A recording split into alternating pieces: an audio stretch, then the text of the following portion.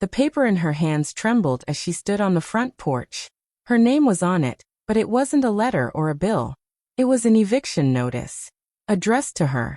Kara read it again and again, hoping she had misunderstood. But no. It was clear. Her own house, the one she had worked for, saved for, loved for years, was no longer hers. The notice said she had 30 days to leave. Her chest tightened as she looked around. The front garden she had planted, the window she'd fixed after a storm, the porch where she and her sister used to drink coffee every morning. Everything was hers. Every nail, every brick. Except now legally it wasn't. The sound of laughter came from inside. Melissa's laughter. Her younger sister's voice drifted through the open window, cheerful and light, as if nothing had happened. Kara's heart sank. Melissa was inside her house, making plans, probably calling it hers already. Kara's mind spun. How did we get here? She thought. How did the sister I raised turn me into a stranger in my own home? She stepped inside slowly, the paper still clutched in her hand.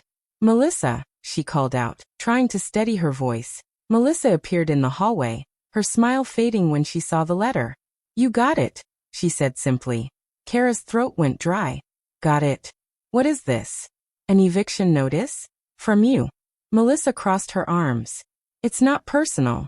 It's just legal stuff. I own the house now. Kara stared at her, stunned. You what? I've been handling things for a while. You know that. You put my name on the papers years ago.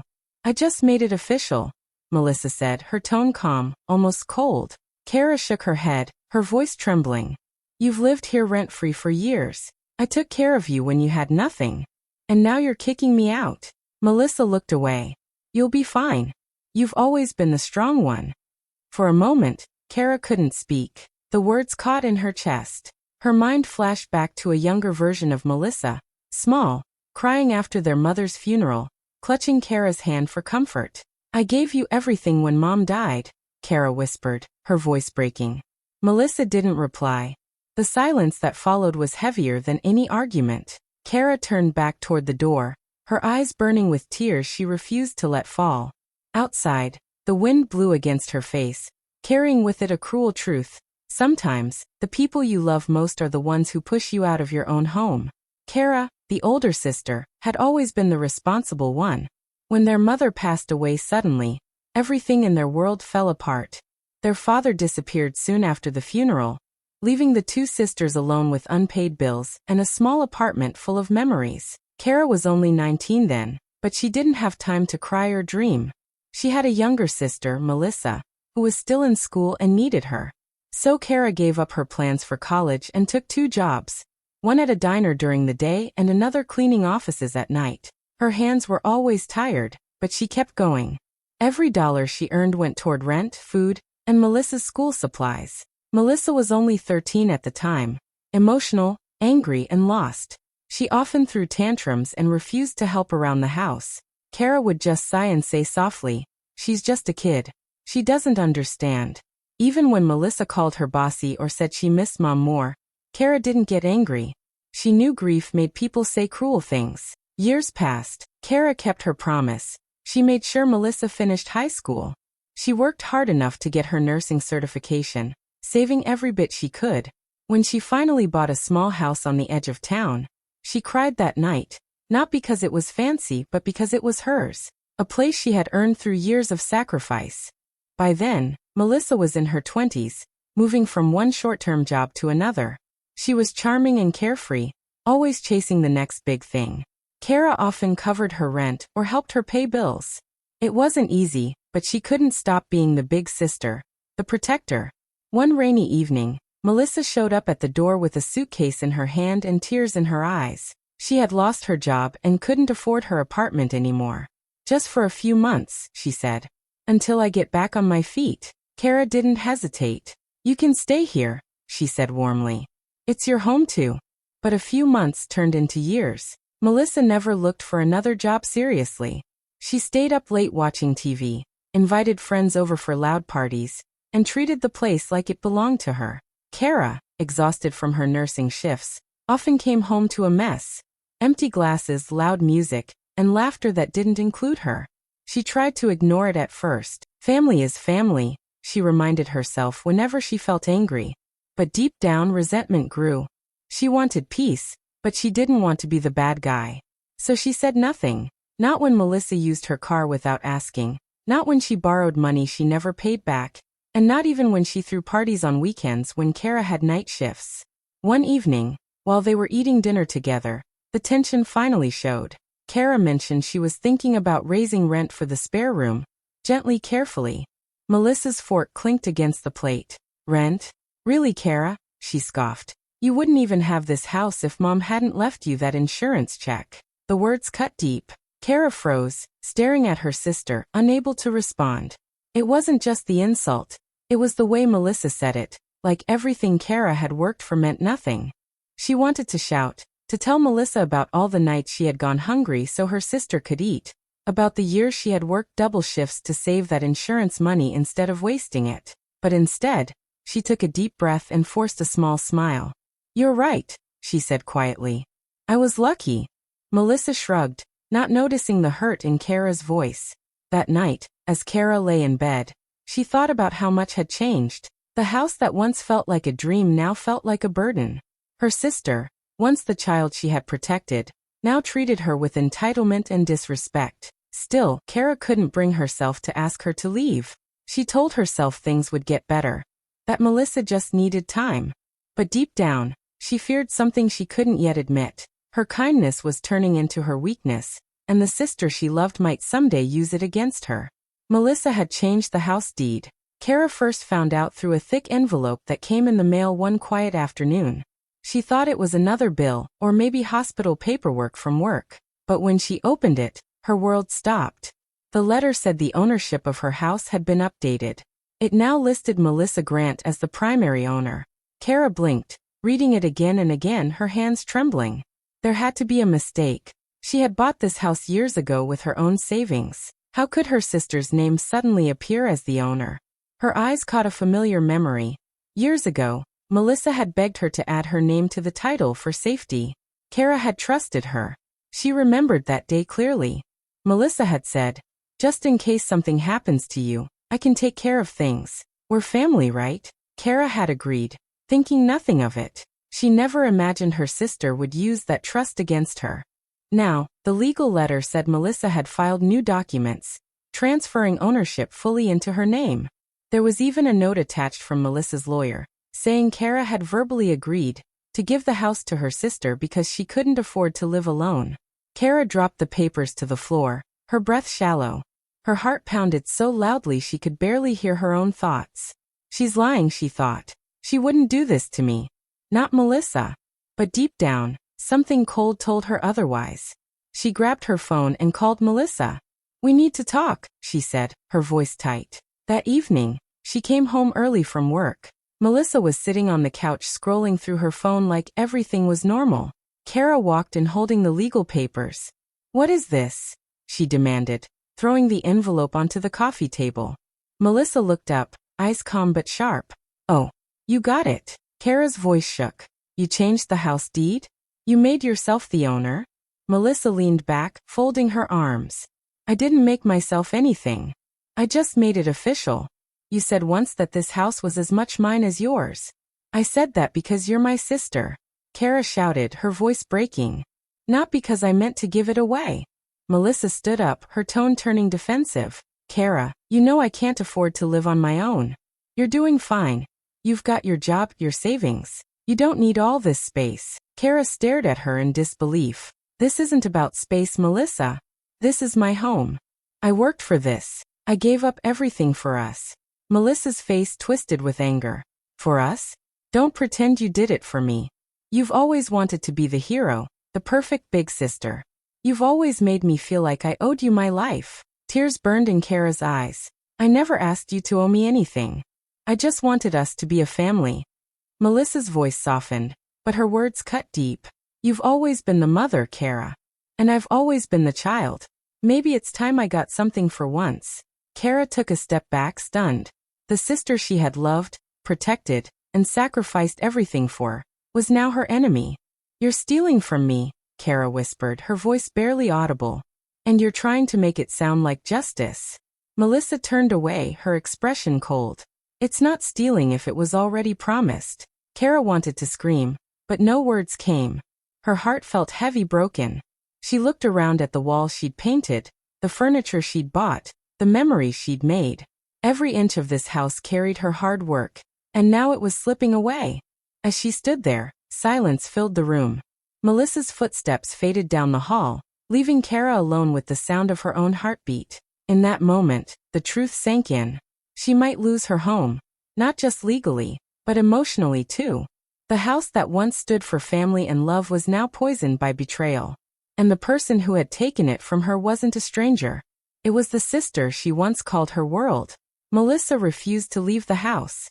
Instead, she started playing the victim.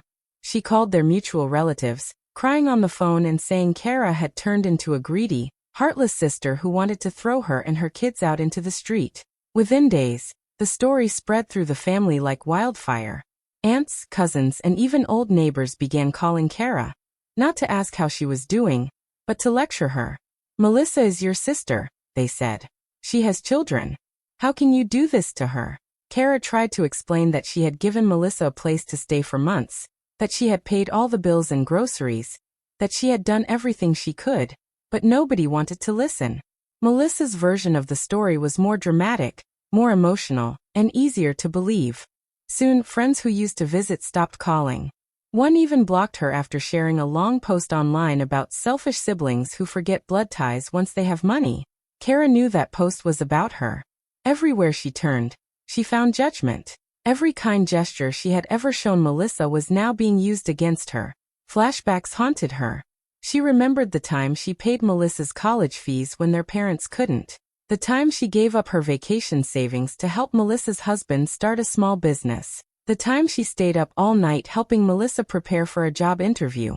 And now, in the present, Melissa was saying things like, I built this home with her. I helped decorate, I helped clean, and now she wants to take it all away. Kara couldn't believe how twisted things had become. When the legal letters finally arrived, her heart sank. Melissa had found a lawyer, and was refusing to vacate the property. The lawyer claimed Melissa had equitable rights, because she had contributed to the home and had nowhere else to go. Kara met with her own attorney, but the news wasn't good. It's complicated, the lawyer said gently. If she can prove emotional or financial dependence, this could take months, maybe even years. You'll need to show evidence that she was supposed to leave, or that she coerced you into letting her stay. Coercion. Dependence. Words Kara never thought she'd hear in a case against her own sister. The bills began piling up. The lawyer fees were draining her savings. Nights grew longer, lonelier. Sometimes she'd lie awake, staring at the ceiling, wondering if she was the bad person everyone said she was. One evening, Kara sat alone in her small rental apartment. She had moved out temporarily while the legal mess continued. The walls were bare, the space cold. She opened her phone and scrolled through old photos. Her and Melissa laughing while painting the house together, cooking on holidays, hugging after their parents' funeral. Her fingers trembled as she whispered, "When did we become enemies?"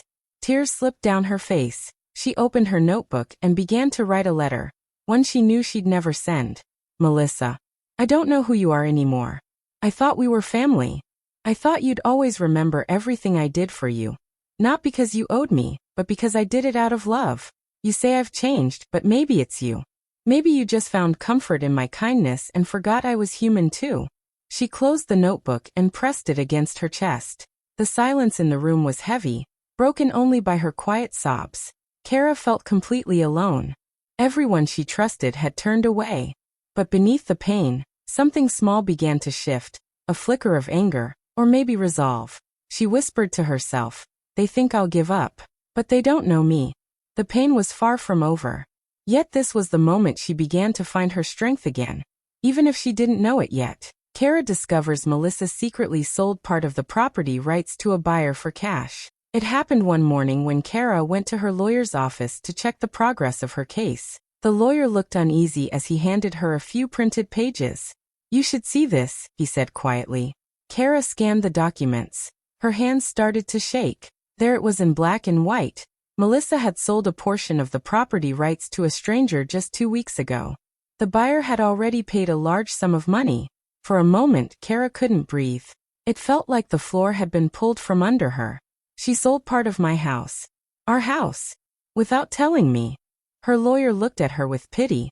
I'm sorry, Cara. This complicates things. We'll need to act fast before she sells more. Cara left the office with tears blurring her vision. She sat in her car, gripping the steering wheel, heart pounding. The betrayal was no longer just emotional. It was financial, legal, complete. Melissa had taken everything she could from her. That evening, Cara drove home. The house looked the same from the outside. Peaceful, quiet. But she knew it wasn't home anymore. It was a battlefield. When she stepped inside, Melissa was on the phone laughing. Cara stood there silently until her sister noticed her. Oh, Melissa said, setting her phone down. You're back early. Cara dropped the papers onto the table. What is this? She asked, her voice trembling. Melissa glanced at the documents, then sighed. You weren't supposed to find out like that. Find out what, Melissa? Cara shouted, her voice breaking. That you sold part of my house to a stranger? That you cashed in on my years of work? Melissa crossed her arms. I needed the money, okay? I was drowning. You wouldn't help me anymore, so I helped myself. Cara stared at her in disbelief. You helped yourself? By selling my home? By betraying me again? Melissa's expression hardened. You don't understand. You've always had control over everything. The money, the house, me. You made me feel small my whole life. Like I owed you something just for existing. Cara's heart cracked open. I gave you everything, she shouted, tears spilling down her cheeks. I gave you food when you were hungry, clothes when you had none, a roof over your head when no one else cared. I gave you my life. Melissa's face twisted with guilt and anger. I never asked you to. The words hit like a slap. Cara took a step back, her voice barely a whisper. No, you didn't. But you took it anyway. The room went silent except for the sound of Cara's shaky breathing. Then Melissa tried to grab the papers from the table, but Cara pulled them away. You've gone too far this time, Cara said. Melissa's voice rose again, sharp and defensive. I'm not the villain here. You just can't stand that I'm finally doing something for myself. Cara's voice broke. By destroying me? At that moment, a knock came at the door. 2 police officers stood outside, responding to the lawyer's urgent report of property fraud and domestic conflict. Cara stepped back, her face pale. One of the officers spoke gently. Ma'am, we were told this is a family dispute. We recommend you stay elsewhere until the case is sorted. Melissa said nothing. She just looked away, arms folded tightly. Cara's eyes filled again. You really want me gone, don't you? Melissa didn't answer. Without another word, Cara walked to her room. She packed a small bag, just a few clothes, her nursing ID, and the family photo from years ago when their mother was still alive. Her hands shook as she touched the frame. She paused by the door, looking at her sister one last time. I hope it was worth it, she said quietly. Then she stepped outside. The night air was cold and silent. Cara stood on the porch. The same porch where it had all begun, where she had once felt safe and proud. Now she felt nothing but emptiness. As she walked away, her voice played softly in her head, calm, tired, broken. I thought losing the house would break me. But it wasn't the walls or the roof that mattered. It was losing the person I built my life around, and realizing she was never really mine to trust. And with that, Cara disappeared into the night, leaving behind not just a house, but the last pieces of a bond that could never be repaired. Months later, life looked very different for Cara. She now lived in a small apartment near the hospital where she worked. It wasn't much, just 1 bedroom and a tiny kitchen, but it was peaceful. There were no arguments, no slammed doors, no heavy silence that came after a fight. Just quiet, sometimes too quiet, but she was learning to live with it. Every morning, Cara woke up early for her shifts. She worked extra hours, saving as much as she could. The first few months were hard. She missed her old home, the smell of her garden after rain, and the idea of having a family under one roof. But slowly, she began to find herself again. She spent weekends reading, cooking simple meals, and walking around the city. It was a lonely kind of freedom, but it was hers. No one could take it away from her this time. Meanwhile, the legal battle continued. Her lawyer had filed a case against Melissa for fraud, and the investigation uncovered shocking details. The signatures Melissa had used to change the property documents were fake, copies of Kara's handwriting that had been forged. When Kara heard the news, she sat quietly for a long time.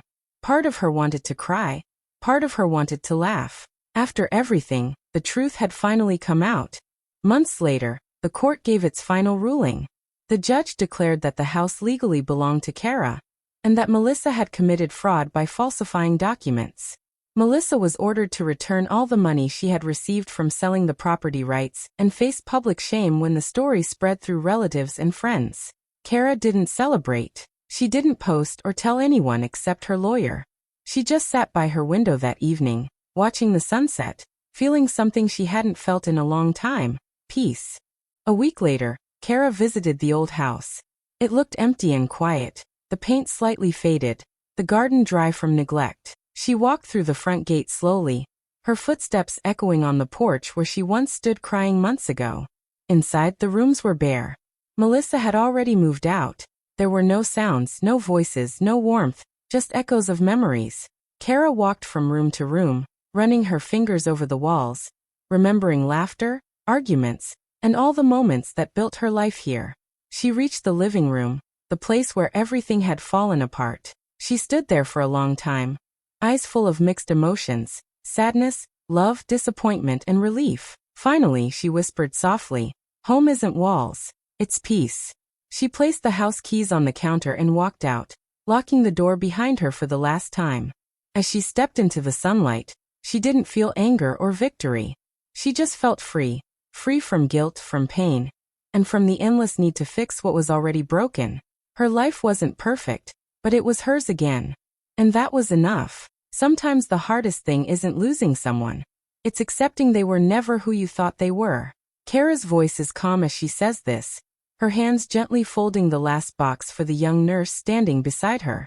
The girl reminds her of herself, hopeful, eager, and just starting out. Kara smiles softly.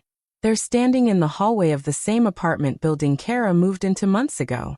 The air smells of fresh paint and new beginnings. "Thank you for helping me," the young nurse says shyly. "I didn't think I could do this alone." Kara shakes her head. "You're not alone. Just make sure you don't lose yourself trying to please people who wouldn't do the same for you." The girl nods, her eyes wet with gratitude. Kara hands her the keys and steps back, watching as the girl unlocks her new home. It's a small act, helping someone start over, but it feels powerful, healing. Kara turns to leave, her heart lighter than it's been in years. She doesn't think about Melissa anymore with anger or hate. Instead, she feels peace. Melissa will face her own lessons in her own time. Kara doesn't need to be part of that anymore. As she walks toward the street, the evening sun touches her face. She pauses and looks up, taking a deep breath. The city sounds are loud around her. Cars, laughter, life. And for the first time, it all feels right. She whispers almost to herself, "I still believe in family, but now, I believe in myself more." And with that, Kara walks forward. Not broken, not bitter, just free. Ibas Diaz. Sparkling Heart, thank you so much for watching till the end. If Kara's story touched your heart, don't forget to like, comment, and subscribe for more emotional stories. See you in the next one. Bye. 2 hearts.